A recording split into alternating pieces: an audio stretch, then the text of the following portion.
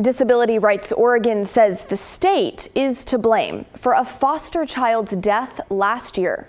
The advocacy organization says the Department of Human Services failed to stop a tragedy when a 17-year-old under DHS supervision died by suicide. Investigative reporter Evan Watson breaks down what happened, as well as calls for reform. But first, we want to warn you that some details in this story may be troubling for some viewers. At 17, Jacob had spent most of his life in foster care, moving between dozens of placements. His last stop was a hotel room under constant DHS supervision. It's pretty clear that this child was on a suicide watch, but nobody was watching. In July, Jacob bought a rope and said he was going to use it to kill himself.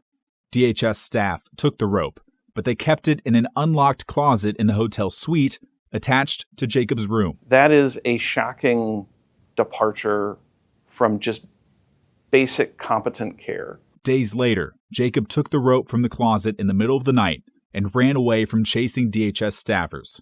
He died that night. The DHS incident report said the rope had been secured and Jacob did not have access to the room. Disability Rights Oregon Deputy Legal Director Tom Stinson says that's misleading. That's simply not true. You can't say that something that is unlocked and in easy reach is secured. That's the opposite of what secured means. I think that's a lie. DRO is criticizing the state for systemic failures, calling for new training, independent investigations, and changes to hotel stays and treatment for foster children.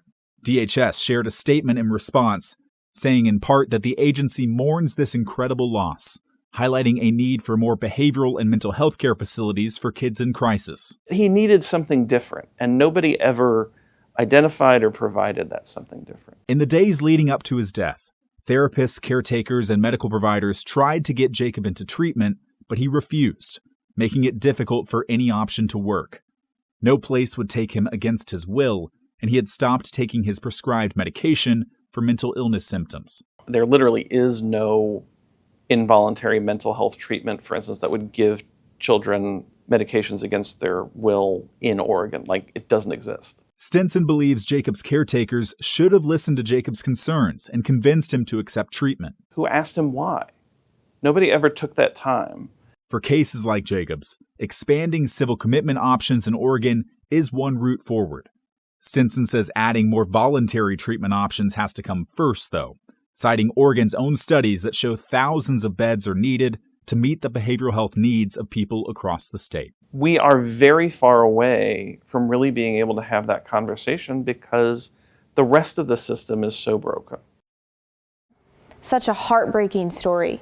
Evan Watson joins me now. Evan, DHS says they used de-escalation tactics, but Disability Rights Oregon disagrees with that. Yeah, in DRO's review, this all happened too quick for any kind of real de-escalation. They say that when they reviewed the investigation findings, the teenager came into the room and left really quick, so quickly that the DHS workers were chasing barefoot, trying to catch up and find them once they left the hotel, meaning that de-escalation would be putting it kindly if you were to say that way. Wow, okay. So you've covered issues like this for years now, extensively as part of your Uncommitted series, so you know a lot about this. Yeah. How does this case in particular play into the larger picture here in Oregon? Yeah, it's a really good point. There's a couple of things that we're looking at coming up here that could have some bearing on this. First, a federal judge is mulling over a ruling right now in a contempt case that could find Oregon in contempt and force hundreds of millions of dollars in mental health and behavioral health investment, similar to what we saw in Washington.